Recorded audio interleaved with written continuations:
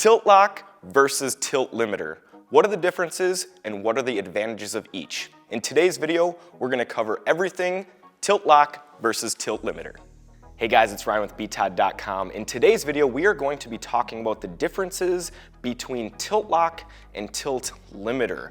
Now, these are similar functions, and many people do think that these are the same, but they are actually quite different in the way that they feel and the way that they operate when using your chair. So I thought that it was very important to highlight these differences so that you could identify which would be best for you in your next office chair purchase. So the first question is, what is tilt lock?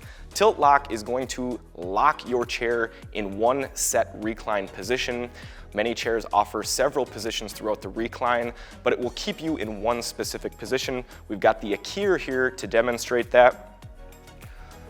So normally the chair is just gonna freely recline as you wish. If you do want to lock it in a reclined position, you can, and then it just stays here. Even if you move or get up, it's just gonna stay here all the time until you release the lock, recline back a bit, and then it will come forward again. Now, what is tilt limiter?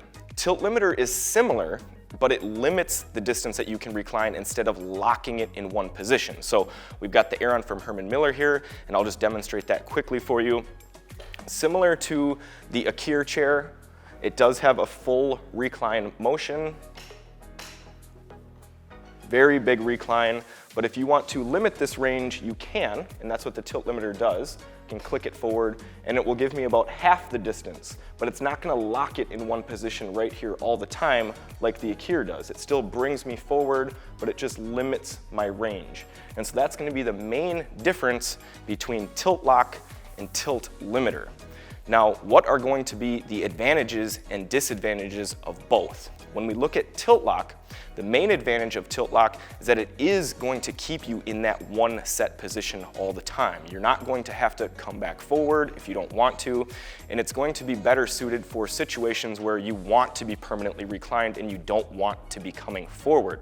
The next major advantage of tilt lock is that it is much more common in office chairs, and you're going to be able to find this function on almost any chair mechanism and any price range available for all office chair designs. So if you want a chair with tilt lock for $100, you can find that. If you want a chair with tilt lock for $2,000, you can find that as well. And you're not gonna be limited to knee tilt, synchro tilt, whatever mechanism. It's very easy to find.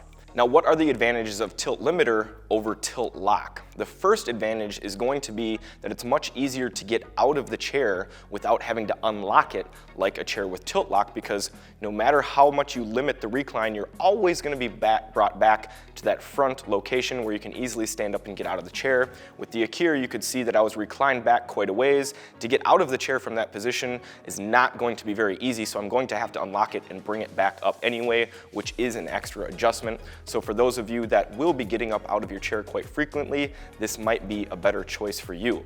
The next major advantage that you're going to have with tilt limiter compared to tilt lock is going to be the ergonomics of an office chair. So one of the biggest things with ergonomics in an office chair is that the new thought is that you need to be moving. You need to allow freedom of movement, whether it's flexibility in the backrest or moving forward to backwards with a recline function, and tilt limiter allows you to do that. It doesn't keep you in one static locked position for hours on end.